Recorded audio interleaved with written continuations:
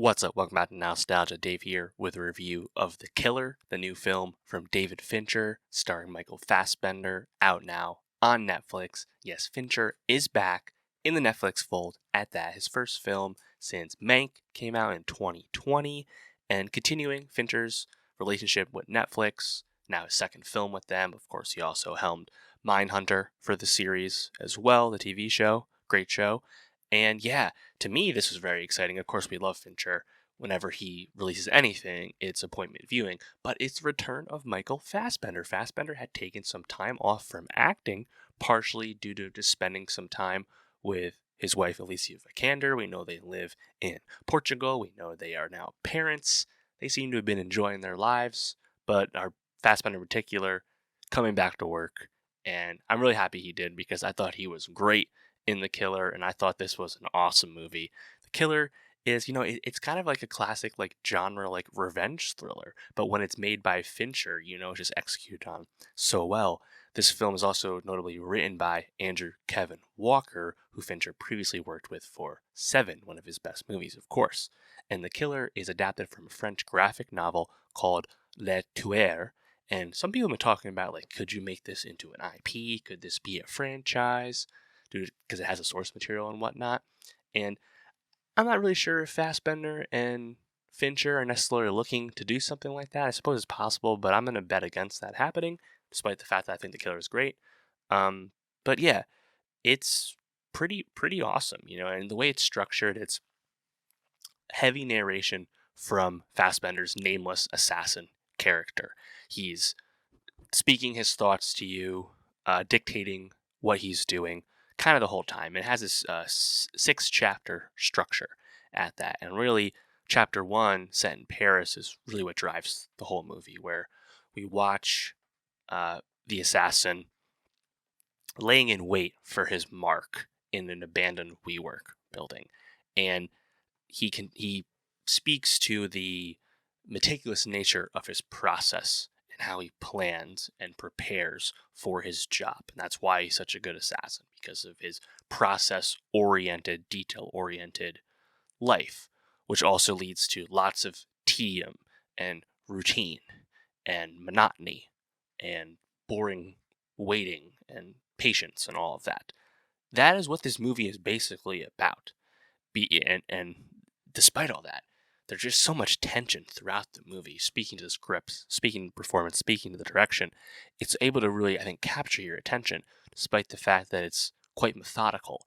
And I think a lot has been made about the meaning of this movie and the fact that it's a very meta, self-reflective piece of work on the part of director David Fincher, because Fincher, of course, has a reputation, infamously at this point, for being so meticulous on set, demanding multiple takes, being so precise in his control over the visual palette of his work and things like that.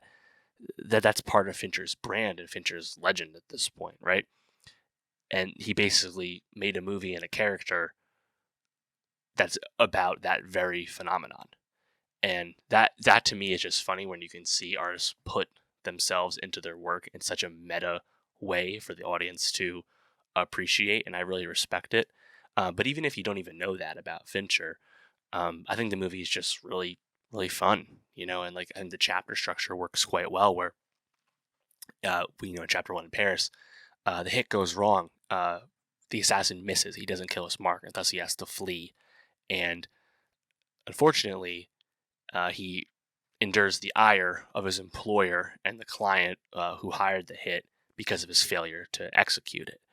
So chapter 2, we go to the Dominican Republic and we see his lavish hideout, but we realize that his girlfriend who was living there was attacked by people seemingly looking for him, assumingly looking for him. And it becomes a revenge thriller as the killer seeks to get revenge and also protect his future and basically tie up all these loose ends from these people that were trying to tie up the loose end that was him following the failed hit. And there's just we get to see some kills. We get to see him kill really innocent people or seemingly innocent people, such as the cab driver in chapter 2, the secretary in chapter 3. But yeah, the kills are done in pretty matter-of-fact way. They don't really hide anything per se. It's grisly. But, I think the momentum continues. Chapter 3, we go to New Orleans, where we find the lawyer, who is basically the facilitator of all the hits, played by Charles Parnell. Really gruesome stuff featuring Fassbender using a nail gun on Parnell. The stairway kill of the secretary is nasty as well. But even just watching the killer go to one of his storage units, watching the killer prepare to kill someone and take the body out in a garbage can and then decompose the body in his storage unit so he can dispose of it. Like, watching the process of a hitman like this, to me, it was quite gripping. Maybe to some people there's not quite enough action in the film, but to me, I found all the process so fascinating. And then chapter 4, in Florida, he goes to kill one of the people that was responsible for attacking his girlfriend, who was this kind of brutish, hulking man, and he basically gets jumped by the guy, and they have a long beat him up, knock him out brawl in the guy's house, beating the shit out of each other, throwing stuff at him, stabbing each other. There's your action if you wanted some action. I think it's actually pretty capable, hand-to-hand combat. It's obviously not John Wick, but it's not super far off either. I thought it looked really good, and it was brutal. It felt realistic. Damage was being taken on both sides. And then from that point out, the killer, he's bruised and bloodied for a lot more of the movie after that. He doesn't just immediately fix himself or anything. Kind of Bourne-esque, I guess you could say.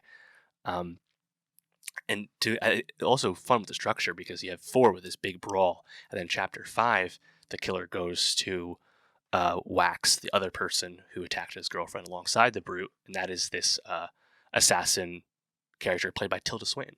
And he goes and he just jumps in and sits down at her restaurant, sitting. She's having dinner. And it's such the juxtaposition of what he's doing. And he's talking about his process all the time, stick to the plan. Don't get emotional. He says that throughout the movie. And then we watch him continue to not stick to the plan, leading up to the fact that he has a terse but real conversation with Tilda Swinton's assassin, who eventually comes to accept her death in a certain sense. And I thought that was really done well. Swinton was really great in the performance, I would say. Then you have chapter 6, where he goes to Chicago to talk to the client who had hired the hit, and was played by Arliss Howard, who was also in Mank. And they have a conversation, and he actually lets him off, basically warns him that he could sneak into his apartment clearly, so he can do anything you want, so leave me alone. But he doesn't actually kill him. But I think the part before that in chapter 6, where he's in the Equinox, basically finding a way to get access to the guy's building, buying a fob editor on Amazon and all of that. That kind of process, planning stuff, that to me is the most compelling stuff in The Killer. And there's a brief epilogue from there. But yeah, I just think it's quite well crafted, and I think the character work from Fassbender, which is again a lot of narration because he's not talking to people for almost all of the movie.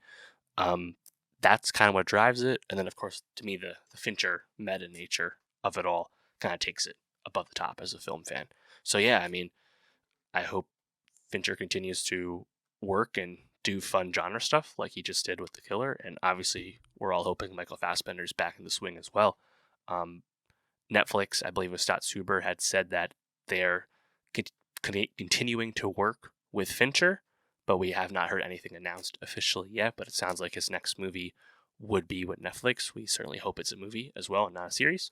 But yeah, let me know about The Killer. How did you feel about it? How did you compare it to past Fincher projects? And for more movie reviews, subscribe, and I'll see you next time.